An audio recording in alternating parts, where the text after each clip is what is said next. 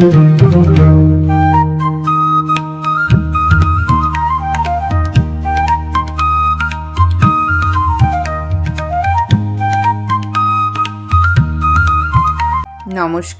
অপরাহ্নের সূর্যতে আপনাদের অনেক অনেক স্বাগত।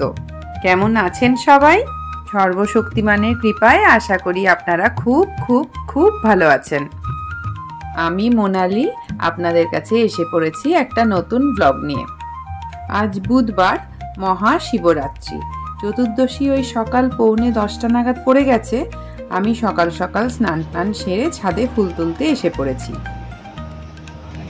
ফুল ফুটেছে বাবা, সাদা ফুলগুলো বেশি দরকার ছিল।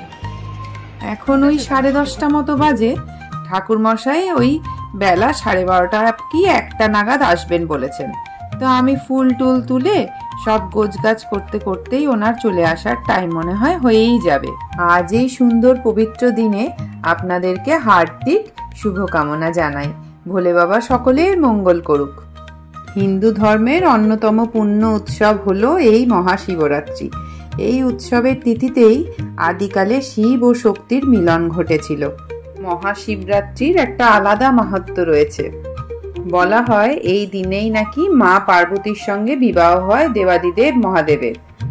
পুরাণ মতে এই দিন শিব ও শক্তির দ্বিতীয়বার মিলন ঘটেছিল, তাই এই রাতকে মহাদেবের পুণ্য রাত হিসেবে মনে করা হয়। মা পার্বতী পুরাণে প্রকৃতির প্রতীক ছিলেন, অন্যদিকে মহাদেব চেতনার প্রতীক। শিব ও শক্তি দুইয়ে মিলে জগৎ সংসারের সৃষ্টিযজ্ঞের আয়োজন করেন, গড়ে ওঠে এই বিশাল পৃথিবী। আমার পুজোর জোগাড় শেষ, ঠাকুর মশাইও এসে গেছেন।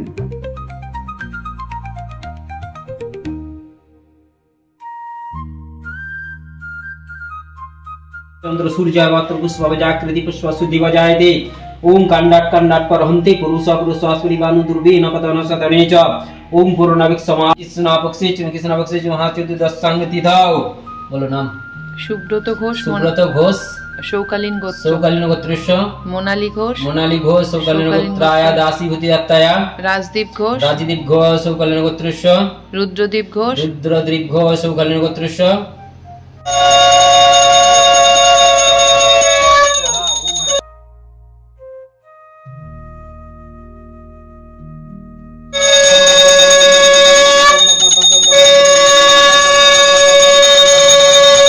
জানেন তো, আমার বয়স যখন এই 8-9 বছর, আমি ওই ক্লাস 3 থেকে 4-এ উঠবো আর কি, সেই সময় থেকে আমি এই শিবরাত্রি করি। মা বলে প্রথমটায় নাকি পাড়ার দিদিদের দেখে বায়না করেছিলাম শিবরাত্রি করব। আমার মা কিন্তু কোনোদিন এই ব্রত করেনি। আমার বাবা ওনার ছোট বয়সে 12 বছর এই ব্রত পালন করেছিলেন। তো হলো কি, হঠাৎ ওই বায়না দেখে মা তো কিছুতেই করতে দেবে না, বলছে না তোমার শরীর খারাপ করবে, তোমায় কিছুতেই করতে হবে না। আর আমি তো নাছোড় বান্দা, তো মা ভেবেছিল ঠিক আছে করছে করুক, সকাল পেরিয়ে দুপুর হলেই টেরটা পাবে, ঠিক খেয়ে নেবে। কিন্তু সকাল পেরিয়ে যখন সন্ধে হলো, এবার বায়না ধরলাম শাড়ি পরে মন্দিরে যাব। সে তো ছোট মানুষ, তারপর টিংটিঙে রোগা, তাতেই কি কোনো রকম শাড়ি জড়িয়ে চললাম মন্দির। কিছুটা গিয়েই তো চোখে মুখে অন্ধকার দেখছি। বাবা তখন আমাকে কোলে তুলে নিয়ে তাড়াতাড়ি করে মন্দিরে গিয়ে ঠাকুরমশাইকে বলেছে, ঠাকুরমশাই আমার মেয়েটা অসুস্থ হয়ে পড়বে, ওকে একটু তাড়াতাড়ি জল ঢালানোর ব্যবস্থা করুন। তখন মন্দিরের সামনে বিশাল লাইন। তো যাই হোক, ওই টিংটিঙে শাড়ি জড়ানো মেয়েটাকে দেখে ঠাকুরমশাইয়ের মায়া হলো, আর তাড়াতাড়ি পুজো দেওয়ার ব্যবস্থাও হয়ে গেল। সেই টিংটিঙে মেয়েটি হলো এই নধর গঠন মহিলা। সন্ধেবেলায় বাতি জ্বালিয়ে বাড়ির সামনেই একটা খুব জাগ্রত ভোলে বাবার মন্দির আছে, সেখানে এই এলাম। খুব সুন্দর সাজিয়েছে আজ মন্দিরটা, আর তার সাথে ওম নমঃ শিবায় অনুরাধা পারওয়ালের গান চলছিল। এত ভালো লাগছিল মহলটা, আর তার সাথে হালকা হালকা ঠান্ডা হাওয়াও দিচ্ছিল। মনে হচ্ছিল ভোলে বাবা মনে হয় উপসীদের যাতে জল তেষ্টা না পায় তার জন্য এই ঠান্ডা হাওয়ার ব্যবস্থা করেছে। আমি শ্রাবণ মাসের সোমবারের ব্লগ দিয়েই এই ব্লগিংয়ের জার্নিটা শুরু করেছিলাম, তো সেদিনও এই মন্দিরে এসেছিলাম।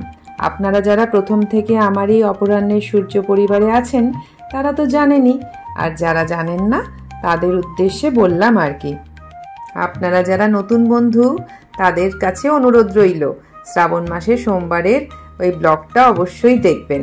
কি যে অপূর্ব সাজিয়েছে মন্দিরটা, ক্যামেরায় সেভাবে তুলতে পারিনি। আসলে হাতে পুজোর ডালি আর সাথে ভীষণ ভিড়, লাইন ছিল লম্বা, আর লাইনটা এগোচ্ছিল এত ধীর গতিতে। আমরা এখানে 20 বছর আছি, কিন্তু কোনোদিন শিবরাত্রিতে এখানে পুজো দিতে আসিনি। আমার কমপ্লেক্সের এক বোন টুম্পা ওই বলল, মন্দির যাবে, মন্দিরে খুব সুন্দর সাজিয়েছে। শুনে তো আমি এক পায়ে রাজি। আসলে আপনারা তো এতদিনে জেনেই গেছেন যে কোনো মন্দিরে ঠাকুর দর্শন করতে আমি ভীষণ ভালোবাসি।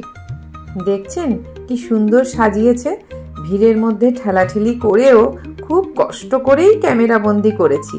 ভালো কিছু দৃশ্য হোক, মুহূর্ত হোক, জিনিস হোক, এখন সবটাই ক্যামেরা বন্দি করাটা আমার প্রায় নেশা হয়ে দাঁড়িয়েছে। কত যে ভালো মুহূর্তকে যে আমি হারিয়েছি, খুব আফসোস হয়। এখন ভাবি বেশ কিছু বছর আগে থেকে যদি ব্লগিংটা করতাম। তবে মন থেকে বিশ্বাস করি, ওপরওয়ালা যখন যে সময়টা আমাদের জন্য ধার্য করেছেন তার উপর আমাদের কোনো ক্ষমতা নেই কিছু করার।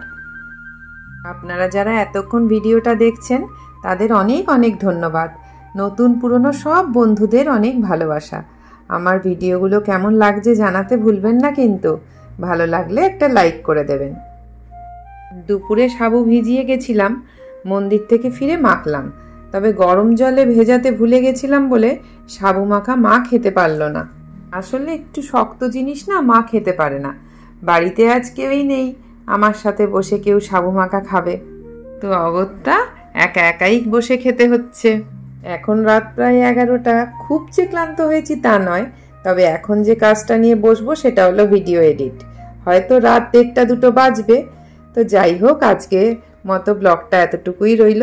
দেখা হচ্ছে আপনাদের সাথে আবার পরের ব্লগে। ততক্ষণ পর্যন্ত আপনারা সবাই খুব ভালো থাকবেন।